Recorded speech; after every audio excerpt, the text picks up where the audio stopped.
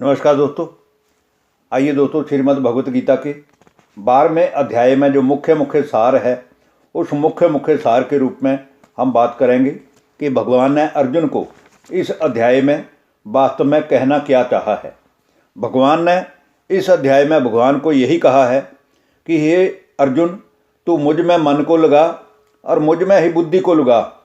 इसके उपरांत मन बुद्धि द्वारा जब तू मेरी याद में रहेगा तो अवश्य तू मुझे प्राप्त कर लेगा। इसमें जरा भी लेश मात्र संशय नहीं है।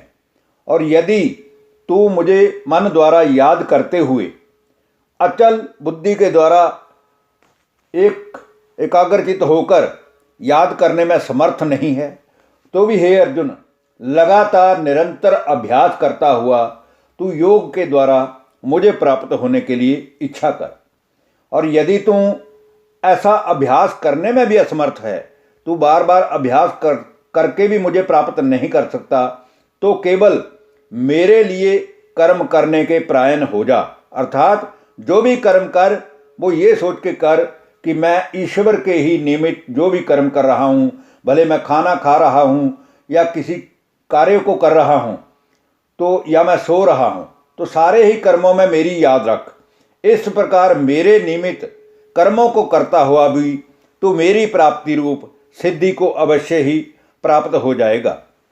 और मेरी प्राप्ति रूप योग के आश्रित होकर उपयुक्त साधन को भी करने में अगर तू असमर्थ है, अगर तेरे से मेरे निमित्त होकर कर्म भी नहीं किया जा सकता है, तो तू अपने मन बुद्धि आदि पर विजय प्राप्त करके ये जो संपूर्ण कर्मों के फल की इच्छाएं हैं, कामनाएं हैं, इन सभी कामनाओं का, इच्छाओं का त्याग कर, अर्थात फल की इच्छा मत रख।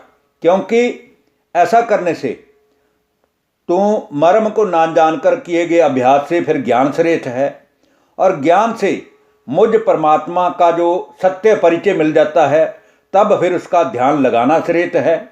और ध्यान से भी श्रेष्ठ जब सभी कर्मों के फल का त्याग कर दिया जाता है, उसमें कोई इच्छा प्राप्ति का संकल्प नहीं रहता है, उससे बहुत श्रेष्ठ है। और क्योंकि त्याग से ही फिर तत्काल शांति प्राप्त होती है, ऐसा समझना चाहिए। और जो शत्रु में या मित्र में, मान में या अपमान में, हार में या जीत में, सर्दी में या गर्मी में, दुख में या सुख में, इन सभी में सभी आसक्तियों से रहित है, वह योगी अवश्य ही मुझे प्राप्त कर लेता है।